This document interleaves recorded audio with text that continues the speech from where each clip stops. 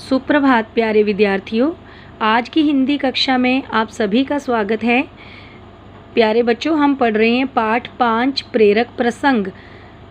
कल के वीडियो में हमने इस पाठ के मौखिक प्रश्न उत्तरों की दोहराई की थी।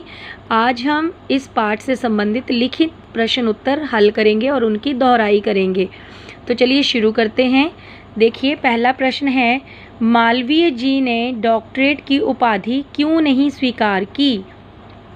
देखो बच्चों, जब हमने पाठ पढ़ा था तो हमने पढ़ा था कि मालवीय जी को डॉक्टरेट की उपाधि से सम्मानित करना चाहते थे कोलकाता विश्वविद्यालय के उपकुलपति। उन्होंने उन्हें पत्र लिखा था कि वो उन्हें डॉक्टरेट की उपाधि देना चाहते हैं, लेकिन मालवीय जी ने मना कर दिया था।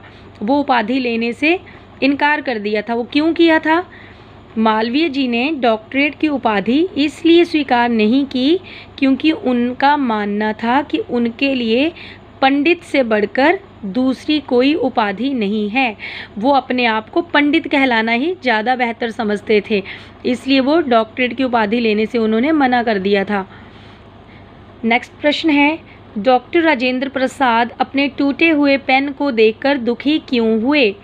जो उनका पेन था, हाथी दांत का बना हुआ पेन, जो कि तुलसी के हाथ से गिरकर टूट गया था, वो उस टूटे हुए पेन को देखकर दुखी क्यों हुए थे?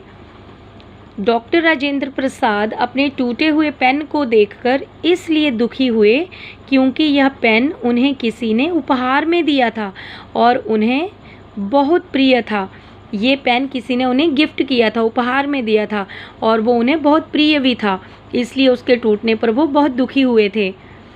अगला प्रश्न है, डॉक्टर राजेंद्र प्रसाद के व्यक्तित्व की क्या विशेषताएं थीं? उनकी पर्सनैलिटी के, उनकी व्यक्तित्व के क्या क्या गुण थे? डॉक्टर राजेंद्र प्रसाद सरल हृदय तथा विनम्र स्वभाव के थे। उनके विचार, व्यवहार तथा वेशभूषा में भारतीयता के दर्शन होते थे। मतलब कि वो सरल हृदय के व्यक्ति थे, विनम्र थे, सबके साथ विनम्र रहते थे।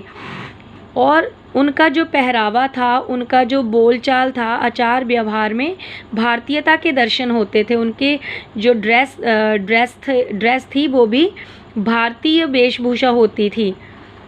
नेक्स्ट प्रश्न है, राजेंद्र बाबू की बात सुनकर तुलसी की आंखों में आंसू क्यों आ गए? देखो बच्चों, जब तुलसी के हाथ से गिरकर उनका पेन टूट गया था तो उन्होंने डांट दिया था। राजेंद्र बाबू जी ने अपने कर्मचारी तुलसी को डांट दिया था, है ना। लेकिन जब उन्हें थोड़ी देर के बाद अपनी गलती पर पछतावा हुआ और उन्होंने तुलसी से माफ़ी मांग ली थी, तो ये देखकर तुलसी की आंखों में आंसू आ गए थे। देश के सर्वोच्च पद पर होने के बावजूद जब राजेंद्र बाबू अपने एक कर्मचारी तुलसी से क्षमा मांगते हैं तो यह देखकर उस कर्मचारी तुलसी की आंखों में आंसू आ जाते हैं, क्योंकि वो देश के सर्वोच्च पद पर हैं, सबसे ऊंचे पद पर हैं, देश के राष्ट्रपति हैं, और वो अपने एक छोटे से कर्मचारी से माफ़ी मांगते हैं।